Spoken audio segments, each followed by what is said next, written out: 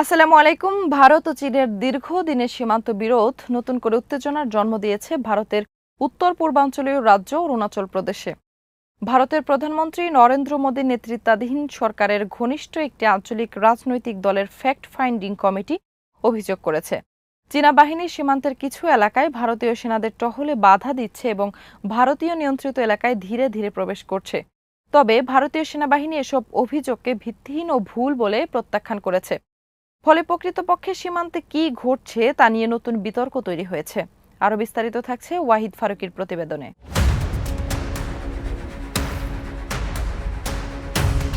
অরুণাচল প্রদেশের দুর্গম আপার সুবানসিরি জেলার তাকসিং এলাকায় স্থানীয় রাজনৈতিক দল পিপলস পার্টি অব অরুণাচল বা পিপি এর 4 সদস্যের একটি ফ্যাক্ট ফাইন্ডিং দল সম্প্রতি সফর করে।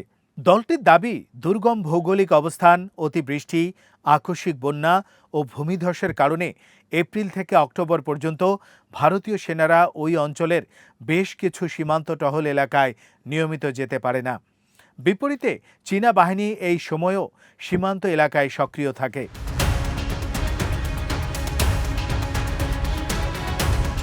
ফ্যাক্ট ফাইন্ডিংস দলের ভাইস প্রেসিডেন্ট কালিং জেরাংয়ের দাবি, স্থানীয় বাসিন্দারা জানিয়েছেন 2023 সালে চীনের পিপলস লিবারেশন আর্মির সঙ্গে একটি সংঘাতের পর ভারতীয় বাহিনী সেরা 5 নামের একটি টহল পয়েন্ট থেকে সরে গেছে।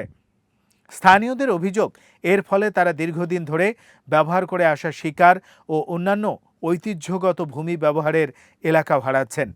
স্থানীয় একটি উপজাতীয় সংগঠন নাহ ওয়েলফেয়ার সোসাইটিও গত মাসে সরকারি কর্মকর্তাদের কাছে চিঠি দিয়ে অভিযোগ করেছে, সীমান্ত এলাকায় চীনের অনুপ্রবেশ ব্যাপকভাবে বেড়েছে এবং চীন যত বেশি সম্ভব ভূমি দখলের চেষ্টা করছে। তবে ভারতীয় সেনাবাহিনী সরাসরি এই অভিযোগ প্রত্যাখ্যান করেছে। সেনাবাহিনীর বক্তব্য, চীনা বাহিনীর অনুপ্রবেশ নিয়ে প্রকাশিত সংবাদ ভুল এবং ভিত্তিহীন। ভারতের পররাষ্ট্র মন্ত্রণালয় অবশ্য তুলনামূলকভাবে সতর্ক অবস্থান নিয়েছে। মন্ত্রণালয়ের মুখপাত্র রণধীর জয়সওয়াল বলেছেন, সীমান্ত পরিস্থিতি অত্যন্ত গুরুত্বপূর্ণ এবং সীমান্তে শান্তি ও স্থিতিশীলতা বজায় রাখা দুই দেশের বৃহত্তর সম্পর্কের জন্য অত্যন্ত জরুরি।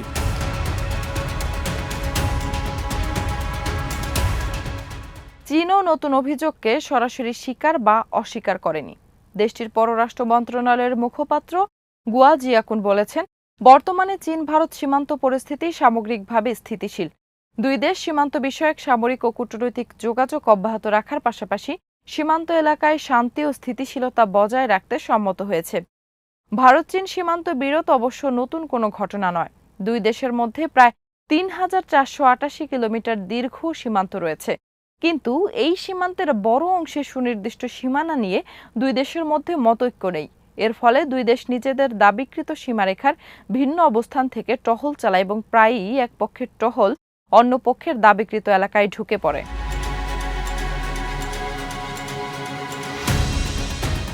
এই বিরোধের ঐতিহাসিক শিকড় ব্রিটিশ আমলে। 1914 সালে সিমলা কনভেনশনের মাধ্যমে তৎকালীন ব্রিটিশ ভারত ও তিব্বতের মধ্যে ম্যাকমোহন লাইন নির্ধারণ করা হয়।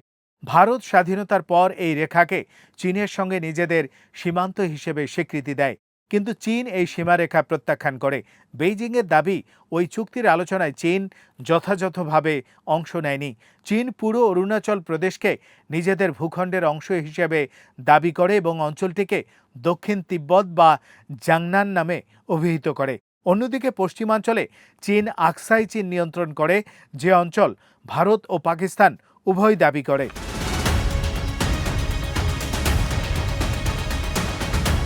সীমান্ত বিরোধ সবচেয়ে ভয়াবহ রূপ নেয় 1962 সালের ভারত চীন যুদ্ধে।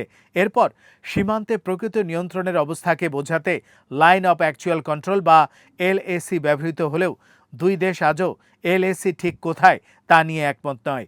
এই অস্পষ্টতাই সীমান্তে নিয়মিত মুখোমুখি অবস্থানের অন্যতম কারণ।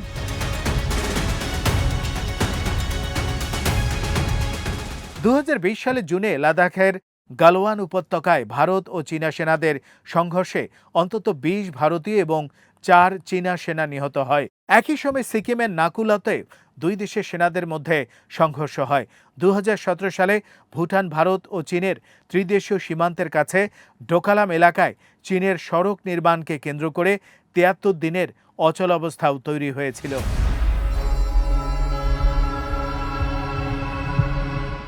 তবে সীমান্তে উত্তেজনা থাকা সত্ত্বেও দুই দেশের অর্থনৈতিক সম্পর্ক গত এক দশকে উল্লেখযোগ্যভাবে বেড়েছে। ভারতের সরকারি তথ্য অনুযায়ী 2025-26 অর্থবছরে ভারত চীন পণ্য বাণিজ্যের পরিমাণ দাঁড়িয়েছে প্রায় $151.1 বিলিয়ন। এর বড় অংশই ভারতের চীন থেকে আমদানি। একই সময়ে ভারতীয় রপ্তানি তুলনামূলকভাবে অনেক কম। এ কারণেই বিশেষজ্ঞদের মতে ভারত চীন সম্পর্ককে সরাসরি শত্রুতা কিংবা স্বাভাবিক বন্ধুত্ব কোনোটির মাধ্যমেই পুরোপুরি ব্যাখ্যা করা যায় না, বরং এটি একটি ম্যানেজড কম্পিটিশন বা নিয়ন্ত্রিত প্রতিযোগিতার সম্পর্ক।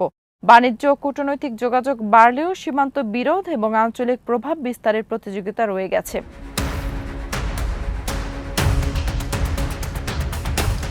বিশেষজ্ঞদের আশঙ্কা, অরুণাচল প্রদেশের মতো এলাকায় ছোট কোনো সীমান্ত ঘটনা দ্রুত বড় সংকটে পরিণত হতে পারে। কারণ এলএসি নিয়ে দুই দেশের ভিন্ন দাবি, দুর্গম ভূখণ্ড এবং সীমান্ত অবকাঠামোর অসম উন্নয়ন পরিস্থিতিকে আরও জটিল করে তুলেছে। বর্তমানে ভারত ও চীন সম্পর্ক স্বাভাবিক করার চেষ্টা করলেও তা অত্যন্ত সতর্কতার সঙ্গে এগুচ্ছে।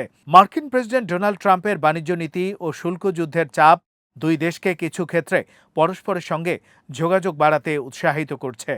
এর মধ্যেই সেপ্টেম্বর মাসে ভারতে অনুষ্ঠেয় ব্রিক্স সম্মেলনে চীনা প্রেসিডেন্ট শি জিনপিংয়ের সম্ভাব্য সফরও দুই দেশের সম্পর্কের জন্য গুরুত্বপূর্ণ হয়ে উঠছে।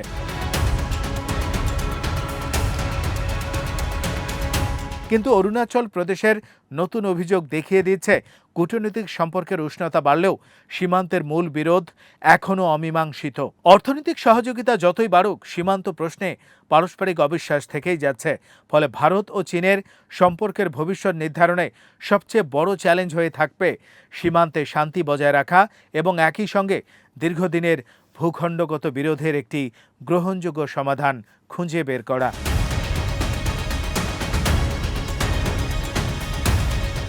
আজ এখানেই শেষ করছি। সমরাস্ত্র, প্রতিরক্ষা ও কূটনীতির নানা তথ্য জানতে চোখ রাখুন বিডি ভিউজ ইনফোটেইনমেন্টে। ভালো লাগলে চ্যানেলটি সাবস্ক্রাইব করুন। আল্লাহ হাফেজ।